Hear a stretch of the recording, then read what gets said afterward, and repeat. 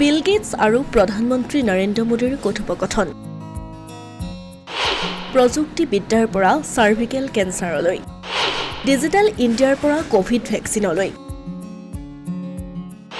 কেইবাটাও বিষয়ে স্থান পালে এই বিশেষ বাৰ্তালাপত। প্ৰধানমন্ত্ৰী নৰেন্দ্ৰ মোদী আৰু মাইক্ৰছফ্টৰ সহ প্ৰতিষ্ঠাপক বিল গেটছৰ মাজত হোৱা এক বাৰ্তালাপক লৈ এতিয়া চৌদিশে চৰ্চা। তেওঁলোকৰ কথোপকথনত স্থান পালে প্ৰযুক্তি, হেল্থ কেয়াৰ, ডিজিটেল পেমেণ্ট আৰু কৃত্ৰিম বুদ্ধিমত্তাকে আদি কৰি কেইবাটাও বিষয়ে। এই বাৰ্তালাপতে প্ৰধানমন্ত্ৰী নৰেন্দ্ৰ মোদীয়ে বিল গেটছক ভাৰতৰ প্ৰযুক্তিবিদ্যাৰ দ্ৰুত উন্নয়নৰ বাবে হৈ থকা আৰু হ'ব পৰা লাভৰ কথা উল্লেখ কৰি কয়, आज मेरे यहाँ गांवों तक मैं ये डिजिटल फैसिलिटी पहुंचाना चाहता हूँ। तो मुझे लगता है वो बहुत बड़ा टारगेट ग्रुप है। महिलाएं तुरंत नई चीज़ों को स्वीकार करती है, ये मेरा अनुभव है मेरे देश में। उनके अनुकूल कौन सी चीज़ें मैं टेक्नोलॉजी में ले जाऊंगा तो वो एकदम से एक्सेप्टेबिलिटी बनती है। इस टेक्नोलॉजी को डेमोक्रेटाइज कर दिया है, ये किसी की मोनोपोली नहीं रहेगी। ये जनता का होगा, जनता के द्वारा होगा और जनता में जो भी उभरती हुई टैलेंट इसमें वैल्यूएशन करेगी वो करती चलेगी, ताकि कॉमन मैन को भी टेक्नोलॉजी पर विश्वास पैदा होना चाहिए। जैसे 10 डॉक्टर होते हैं, सब MBBS होते हैं, लेकिन एक डॉक्टर के पास ज़्यादा लोग जाते हैं क्योंकि उसका भरोसा बन गया है। मैंने जो आरोग्य मंदिर बना है, 2 लाख आरोग्य मंदिर, आयुष्मान आरोग्य मंदिर विलेजेज में, ये जो मेरे हेल्थ सेंटर है उनको मैं डायरेक्टली मॉडर्न टेक्नोलॉजी से बेस्ट हॉस्पिटल के साथ उनको जोड़ देता हूँ। पहले शुरू में उनको लगता था कि डॉक्टर तो है नहीं, मुझे देखे बिना कैसे बताता है, लेकिन बाद में उनको समझ आया कि टेक्नोलॉजिकल इंस्ट्रूमेंट और सैकड़ों किलोमीटर दूर बैठा हुआ डॉक्टर भी उनको सही डायग्नोसिस कर रहा है, सही एडवाइस कर रहा है। तो लोगों का कॉन्फिडेंस बढ़ रहा है। जितना बड़ी हॉस्पिटल में होता है उतना ही छोटे आरोग्य मंदिर में हो रहा है। तो ये डिजिटल प्लेटफॉर्म की कमाल है। কৃত্ৰিম বুদ্ধিমত্তা অৰ্থাৎ এআইৰ সন্দৰ্ভত প্ৰধানমন্ত্ৰীগৰাকীয়ে ক'লে, এআই প্ৰয়োগে G20ত যথেষ্ট সহায় কৰিছিল। তেওঁ লগতে এআই ব্যৱহাৰৰ ক্ষেত্ৰত হ'ব লগা সতৰ্কতাৰ কথাও উল্লেখ কৰিলে দেশৰ প্ৰধানমন্ত্ৰী নৰেন্দ্ৰ মোদীয়ে। अब देखिए मैं कैसे उपयोग करता हूँ, मैं आपको बताऊँ, जिसको देखकर आपको भी खुशी होगी कि कॉमन मैन कैसे एआई का उपयोग कर सकता है। जैसे मैंने G20 में एआई का बहुत उपयोग किया। मेरे पूरे G20 का परिसर था, उसमें पूरा का पूरा एआई का उपयोग करके सारे इंटरप्रेटर्स की व्यवस्था मैंने एआई से की। अगर हम एआई को एक मैजिक के टूल के रूप में उपयोग करेंगे तो शायद बहुत बड़ा अन्याय हो जाएगा। या एआई का उपयोग अपने आलसीपन को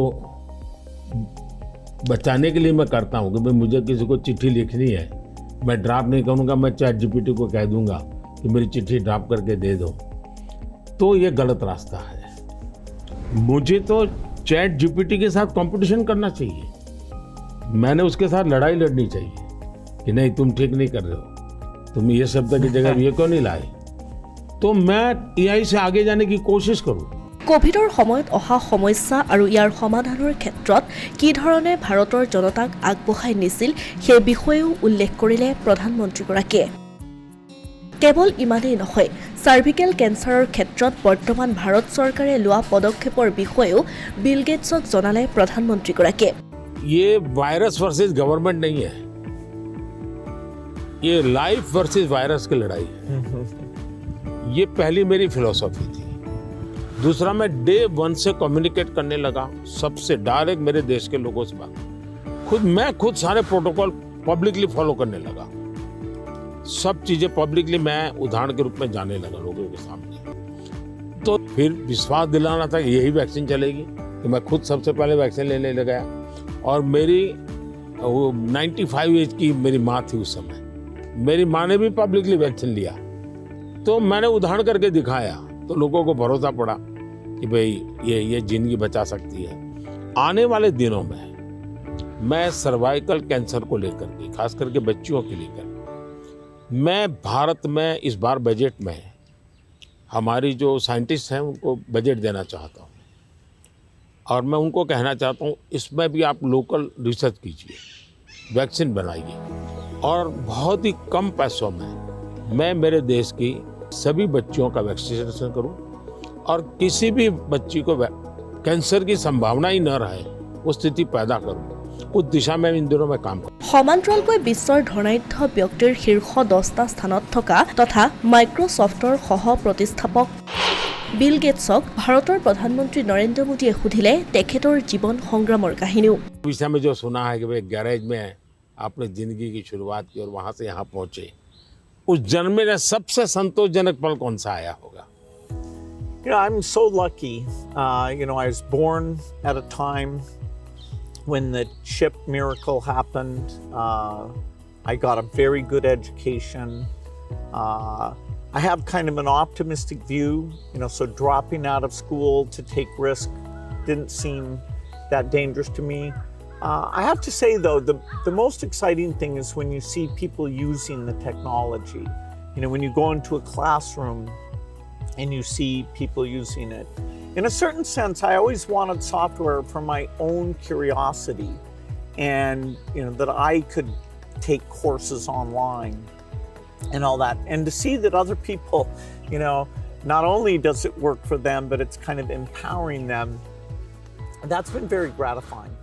উল্লেখযোগ্য যে ইয়াৰ উপৰিও ভাৰতৰ প্ৰাকৃতিক ভাৰসাম্য লাখপতি দিদি ভাৰতৰ প্ৰযুক্তিবিদ্যাৰ ক্ষেত্ৰত ভাৰত চৰকাৰে লোৱা পদক্ষেপসমূহ আৰু অন্যান্য গুৰুত্বপূৰ্ণ বিষয়ে স্থান পালে এই বাৰ্তালাপত। Asomiya Pratidin digital desk.